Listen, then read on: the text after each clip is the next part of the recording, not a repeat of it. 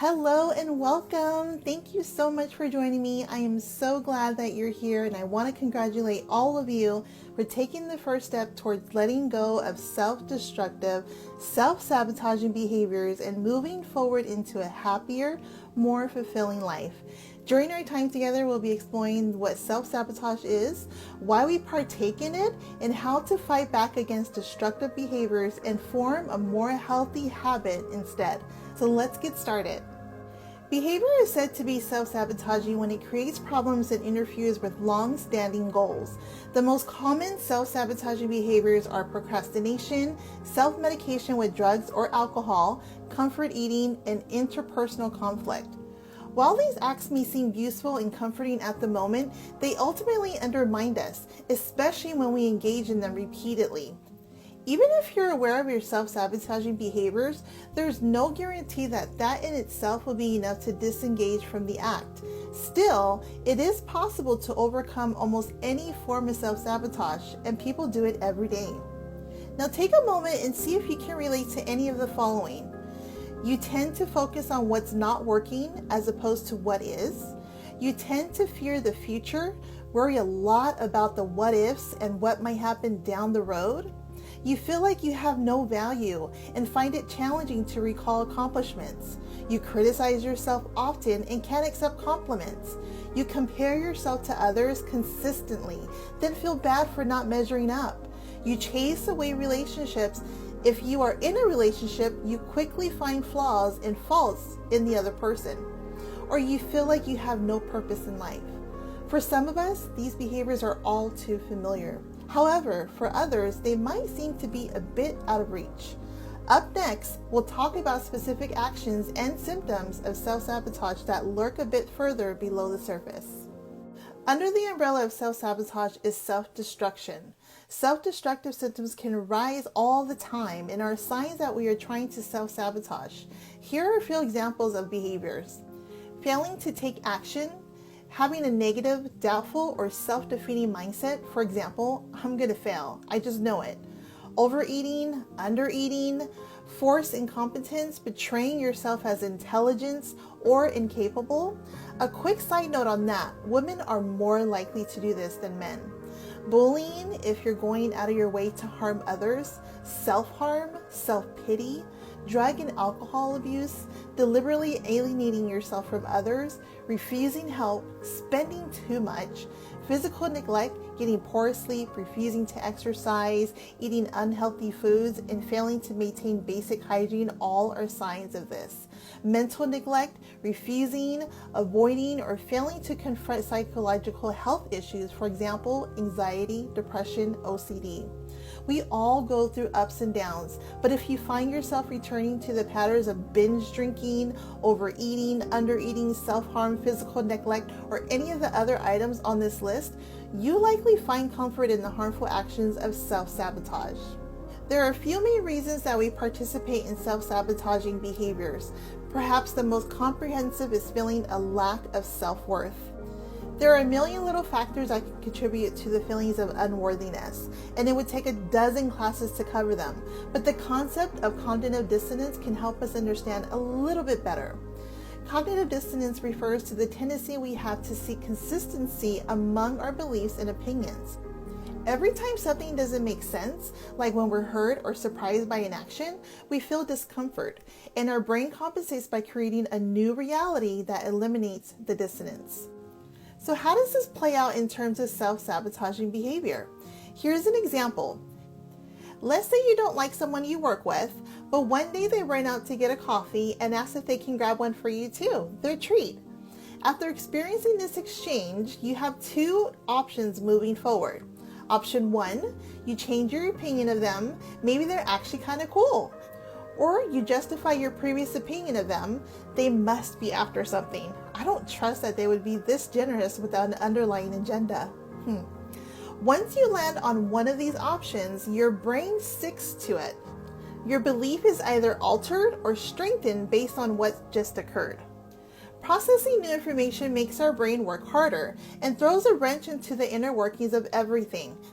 Therefore, our first instinct is to conclude and move on, even if that means making a judgment that is not factually correct. Here's how cognitive dissonance and self-sabotage might play out in your romantic life. Let's say in one of your first romantic relationships you were lied to, causing your brain to form the notion that romantic feelings relate to hurt and distrust. As you progress forward through life and partake in various romantic relationships, you might have never truly gotten over that mistrust. Even if your partner has never given you any reason not to trust them, you might start thinking to yourself, I trusted people once, and look where that got me, hurt. I'm not falling for this again. Like in the previous example, your brain kept selecting option 2, I don't trust it. Your brain likes it when you fall back into previous patterns because that's less cognitive work. It would be more uncomfortable to learn new information, to process it, than apply that new knowledge to all your memories and beliefs. It's so easier to fall back into old ideas and prejudgments. We like the control. It feels better to accept our own failure rather than face the possibility of failure taking you by surprise. At least when you're steering the ship, you know where it's going, even if that means driving it into an iceberg of self-sabotage. The higher up you rise, the further you have to fall. The fear of ultimately falling is another reason why we partake in self-sabotage. Our psyche is rooted in the perception that you're not deserving of the success you've gained so far. In return, you might partake in self-sabotaging behaviors such as doing the bare minimum, procrastinating, or diverting your attention in order to avoid this fear. Other reasons that we might turn to self-sabotaging behaviors are due to familiarity and boredom. We're creatures of habit. But sometimes this means that we choose consistency over our own happiness of contentment. If we're used to being or feeling overlooked, mistreated, or exploited, it can be strangely reassuring to put ourselves in that position over and over again. Even though we know that these roles make us unhappy, we prefer them to the unknown. We might also turn to self-sabotage because we're bored. Sometimes creating drama or provoking conflict can give us a rush, and being in the middle of the chaos can feel comforting. The good news is that self-sabotage follows a predictable pattern, so we can change it. Self-sabotage follows a predictable pattern. Awareness of how it shows up in your life will help you recognize it when it does show up so that you can take action to nip it in the bud as soon as it shows up. The first step in this is to think back to previous times you self-sabotaged in your life. Then figure out what point you typically began to indulge in self-sabotaging behaviors and uncover your triggers. For example, you've had a crush on the barista at your local coffee shop for months, and you always chat every time you go in to grab a latte. But one day they ask you on a date, but you freeze and come up with an excuse to get out of it. What just happened? All right. Somewhere in that exchange, you were triggered. Perhaps as soon as your romantic interest began showing interest back, your brain didn't understand how to comprehend that new information. If your reality up until now dictates that you aren't worthy enough of love, but suddenly you receive information that contradicts that reality, your brain sends signals to fight against that cognitive dissonance or discomfort in the new and unknown. And that brings you back to familiar thoughts and patterns. Perhaps this means that you detach and become uninterested, suddenly afraid knowing that your relationship is moving forward and could ultimately fail. Think of self-sabotage as a misdirected form of self-love. Your brain is moving you towards self-sabotaging behaviors because it thinks it's actually protecting you from hurt and danger, when in reality, it's also holding you back from your full potential. Fear is an emotion most of us prefer to sweep under the rug instead of working to confront it head on. One step you can take to face your inner fears head on is to journal. Next time you realize that you might be partaking in self-sabotaging behavior, like procrastinating, delaying, or picking fights with loved ones, take a moment and ask yourself, what am I scared of? And why is it so scary? Then ask yourself, if that worst case scenario happened, could I handle it? And then finally ask yourself, does this fear outweigh my desires? Once you've taken these steps and actually taken time to consider the situation head on, The fear inside you loses a little bit of power over your mind. Repeat this activity as needed in order to train your brain to ease out of old thought patterns slowly. Confronting our fears means facing discomfort, and sometimes the truth that we uncover can be an ugly one. Let's take a look at a case study about a woman named Olga. She was always in fear of losing her partner, Jack. She told him all the time that she loved him and she never wanted him to leave her, but at the same time, she kept picking fights and forgetting to keep her promises to him, like picking him up from work. In order to get to the bottom of this bizarre and seemingly conflicting behavior, Olga was prompted to contemplate the worst case scenario, Jack leaving. She had never thought about this before because she was afraid to let her mind actually think it through. She was asked, "What would you do if he actually leaves?" And here's her response. "Well, I have to learn to live for myself, I guess. I'd have to be independent I'd be free." Wow. The fear that she'd been hiding wasn't that Jack secretly wanted to leave her. It was that she wanted to leave Jack. Once Olga came to that realization and took the time to process her thoughts instead of falling back to old typical fears, she realized that her definition of a perfect wife meant someone who acted as an accessory to her husband, a role that she didn't want to play. Subconsciously, because she didn't want to fulfill this role, she began doing things to sabotage her marriage, thus leading the fear to its end. Once she realized the root of her fears and how they played themselves out in her actions towards Jack, she was able to move past her stereotypes of marriage and recognize that her role as a wife didn't have to match up with the ideas she had in her mind. She was free to forge her own course. Setting small goals will make you feel more accomplished and in control of your life. This is a particularly helpful way to combat self-sabotaging actions because it fights feelings of low self-worth and keeps you motivated and moving forward in a positive direction.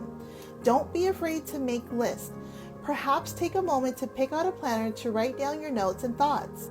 Start with small obligations, like doing laundry, grocery shopping, or picking up dog food. Crossing something off your to-do list is fulfilling in its own weird little way, I promise. Don't fall into mental trap or harmful assumptions. It's easy to spiral out of control. It's natural to try to analyze and assess people and situations to make sense of our surroundings, but the danger lies in allowing your imagination to wander too far, leading to the worst case scenario, which causes anxiety, frustration, and fear. Furthermore, the assumptions you make about the way people feel about you are often reflections on how you feel about yourself. After all, you're getting that harmful material from somewhere, your own self-sabotaging thoughts. If you're feeling ignored, alone, or abused, and your first thought is, "They treat me this way because blank," or "They must think that I am blank," what you're actually doing is projecting your own feelings about yourself. If this behavior goes unchecked and you don't realize that you're making silly assumptions, you will actually trick your mind into making false judgments about other people. When you start assuming negative things, you attract negative thoughts. And to fix this pattern, try and catch yourself, then distract yourself with something else that you actually enjoy. Keep your days simple and meaningful. Don't let yourself get overwhelmed with things that aren't a priority to you, and don't waste your time on things that don't really matter. Learn how to say no and start getting used to delegating duties to people around you. Take time for yourself to do the things that you enjoy.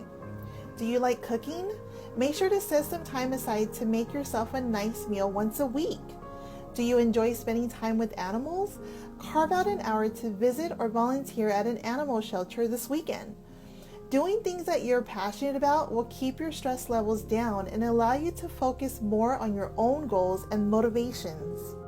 Surround yourself with people who are also doing their best to fight against habits of self-sabotage.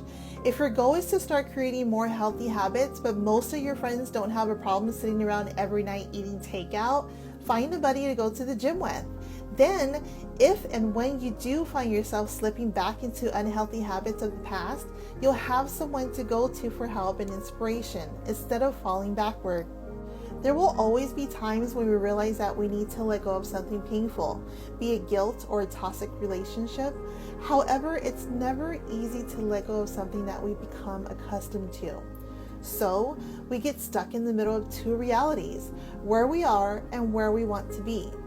Fear of the unknown can hold us back, but we can choose not to let it. One way to solve this problem is to accept more love into your life, which of course can be difficult if you feel that you're unworthy of love. But remember that if you're always putting yourself into destructing, self-sabotaging situations, you aren't allowing yourself to expand your worth and reach your full potential. Since you can't control the love you receive from other people, the best place to start is with self-love. Here are a few ways that you can practice self-love. Cook your favorite meal for yourself and don't worry about the calories. Buy yourself some flowers. Sing loudly to your favorite song. Treat yourself to a concert, play, art museum, or even a musical performance. Join a walking group or sign up for a class. Take a hike. Pack your favorite snacks for a picnic in nature. Write down some of your favorite quotes or mantras and post them. Plan a potluck with your friends, or even make some art, or even create a DIY project. I love those. When you do something you're proud of, dwell on it a little. Relish the experience. It's not narcissistic. It's an act of self-care. If you confronted your boss and finally asked for that promotion, give yourself some props. That took guts. Being aware of your accomplishments will boost your mood and make you more self-sufficient. If we're waiting for people around us to congratulate us on our self-worth and self-esteem, we've given away the key to our own happiness because the thoughts, opinions, and beliefs of others are outside of our control. One of the best ways that we can practice self-care and break up with self-sabotage is to take care of our physical body. If you're constantly tired, try researching some natural sleeping supplements. If you're feeling burnt out, pass on that Red Bull that the office supplies. And with that, cut out caffeine after 3 o'clock. If you're overweight, reassess your diet and physical activity level. If you have chronic pain, look into possible remedies like yoga, acupuncture, or chiropractic care. If we ignore our aches and pains, we're not putting ourselves first, and we're not showing our bodies that self-respect is what it deserves. Shifting years of negative self-talk to positive self-talk is a lot easier said than done and requires you to reprogram your entire mind, but you can do it. Even if you think that you're not that critical of yourself, you might be surprised. Most of the time, we're unaware of the unconscious dialogue that goes on in our minds. Here are some tricks that you can use to boost positive self-thought. Practice positive affirmation. I deserve to be happy. Everything happens for a reason. I trust my intuition and I am worthy of love. Are all excellent places to start. Repeat these phrases to yourself when you sense yourself spiraling. Think of failures as new opportunities. Sometimes things that seem negative at the beginning can lead to really awesome things. Sit up straight. Slouching is an easy way to make yourself feel crummy, lazy, and tired. Sitting up straight will make you feel more useful, awake, and thoughtful. Avoid negative people. If your cubicle neighbor is always complaining, bring in a pair of headphones and listen to some podcasts instead.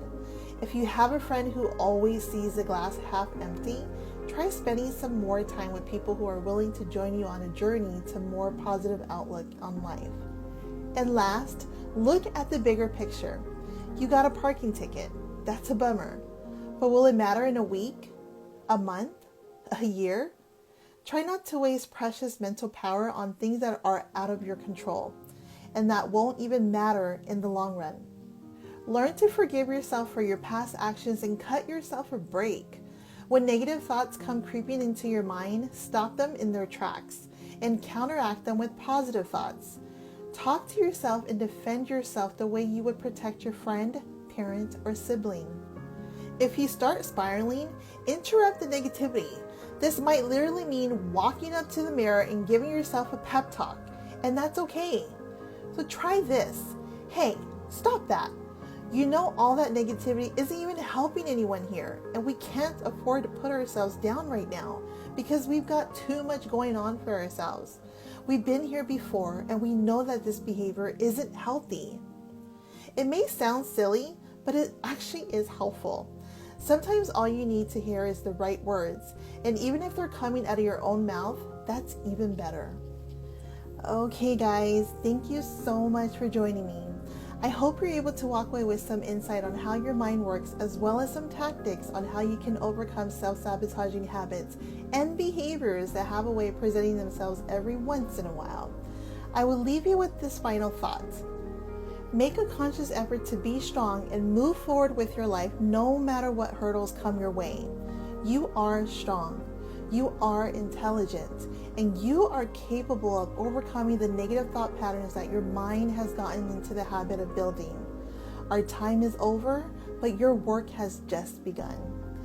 If you have any questions, let me know. Post them down, email me, reach out to me. I am here for you. Thank you so much for joining. I appreciate you, and God bless. Bye.